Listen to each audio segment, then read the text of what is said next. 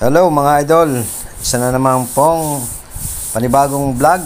Today, ang ating pagluluto ng putsero pork kasim. So, panoorin nyo mga idol.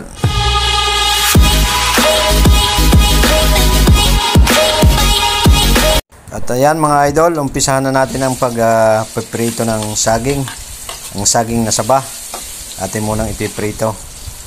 Sasama na natin ipiprito dyan yung kaya lang medyo sikip sa kawali, kaya inuuna muna natin ang saging, hindi natin pwedeng sabay-sabayin. So hintayin lang natin medyo mag-brown ng konti ang ating saging. So baligtarin nyo siyempre para maluto din yung kabilang side. So after that mga idol, hahanguin na natin and set aside muna natin yan pagkatapos mga idol, siyempre susunod naman natin ang ating carrots.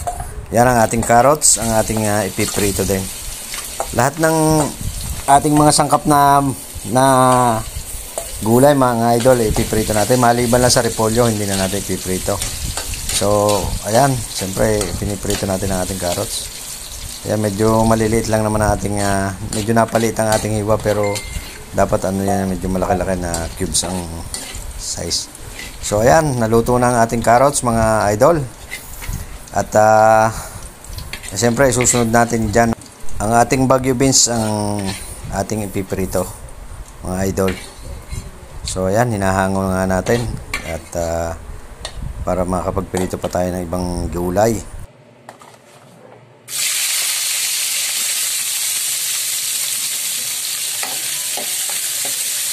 So mga idol, iprito lang natin siya ng saglit, siguro mga 2 minutes. Okay na yan, 2 to 3 minutes.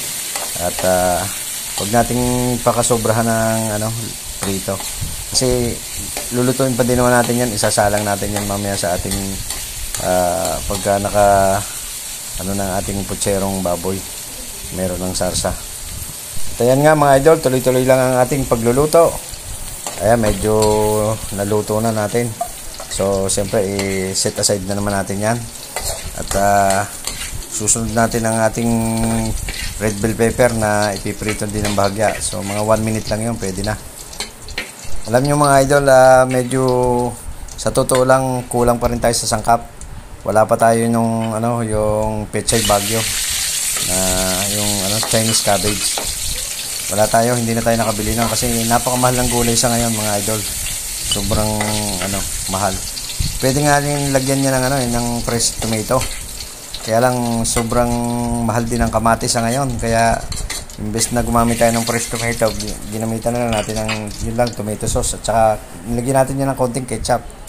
Ang ketchup mga idol ay napaka-importanting sangkap din ng ating putsero.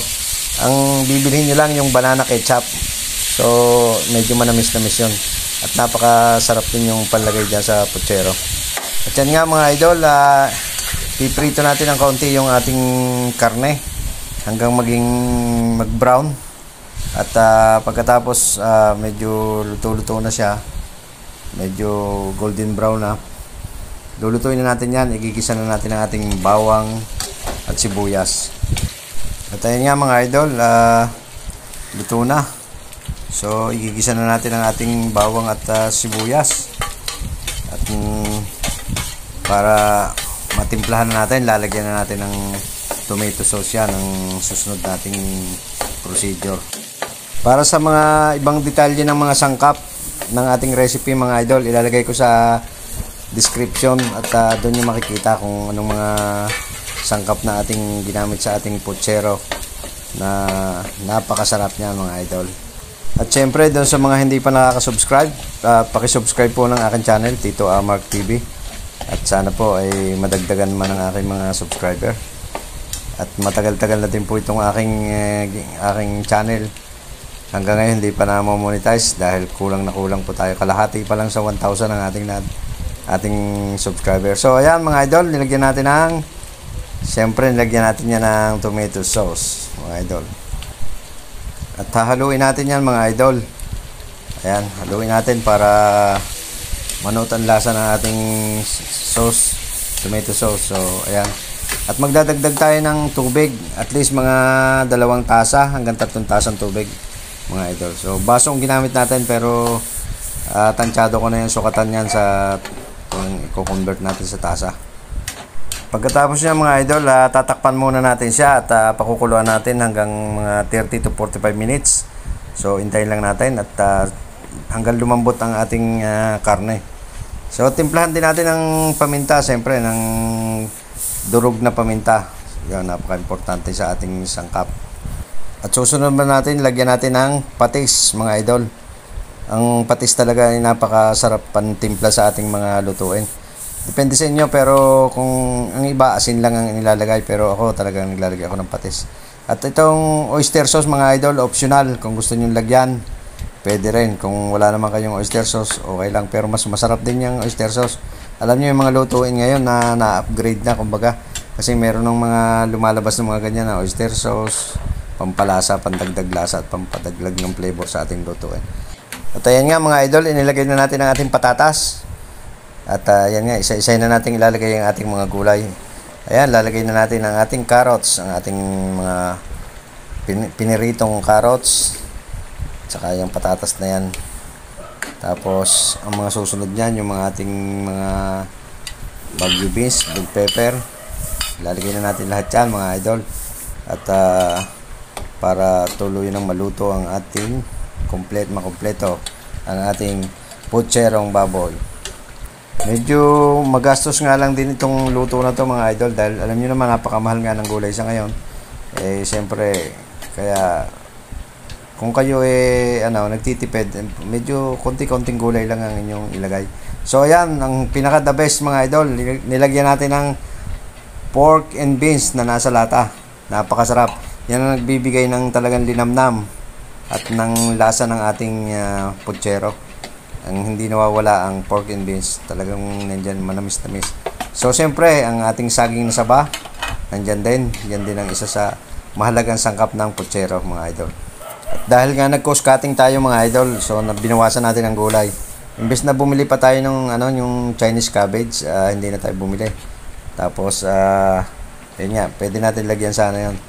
So ayan mga idol, ito lang ang ating ilalagay, ang ating repolyo, na isa din naman sa masarap na gulay para sa ating mga lutuin ganito na katulad ng putsero at saka yung halimbawa magluluto ka ng chop suey, yung mga ganon.